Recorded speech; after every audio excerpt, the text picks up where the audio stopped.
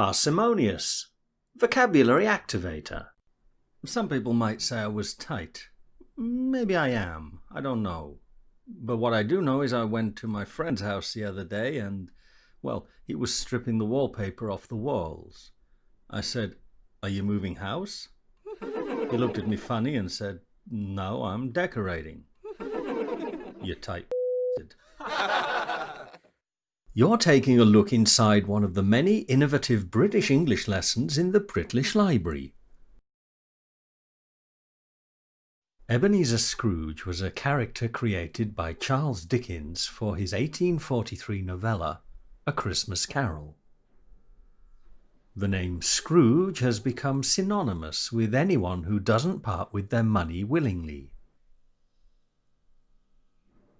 In this clip from the 1913 film Scrooge, starring Seymour Hicks as Ebenezer Scrooge, we see Scrooge avariciously spending time alone with his gold. You're taking a look inside one of the many innovative British English lessons in the Britlish Library. The miser Daniel Dancer was born in 1716.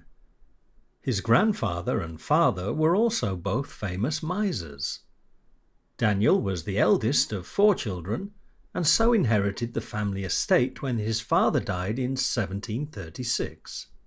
His only sister lived with him as his housekeeper and shared his life of seclusion and most rigid parsimony. He grew no crops so that he could avoid having to pay for anything. He ate just 1 meal a day, a little baked meat and a hard-boiled dumpling. His sister made enough every Saturday night to last the week. He kept himself warm with straw stuffed beneath his only coat, and bought only 1 new shirt each year.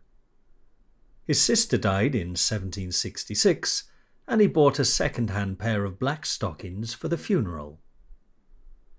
The miser only had contact with other people when he sold the hay from his farm. Otherwise, he was only seen when out gathering fuel for his fire. He used logs of wood from the common and animal dung from the fields. To stop thieves, he nailed shut his door and got into his house on a ladder through an upstairs window. After the death of his sister, Dancer hired a servant named Griffiths, who was as penurious as he. The two lived together in Dancer's tumble-down house till his death on the 30th of September 1794. You're taking a look inside one of the many innovative British English lessons in the Britlish Library. I've designed the lessons to help you activate your English skills in the most engaging and effective way possible. Unlike books, lessons in the Britlish Library are packed with multimedia components that make it impossible not to improve your English skills. Packed with audio-visual material, each lesson is as close as you can get to having private one-to-one English classes with me online without the expense. I add new lessons every week, so you'll never run out of new things to learn.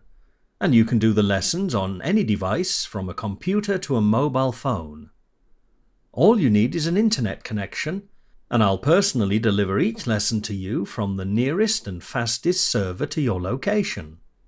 I can promise you that there's no more convenient or cost-effective way to take English classes with me, a real English teacher with a passion for teaching English using the very best available technology.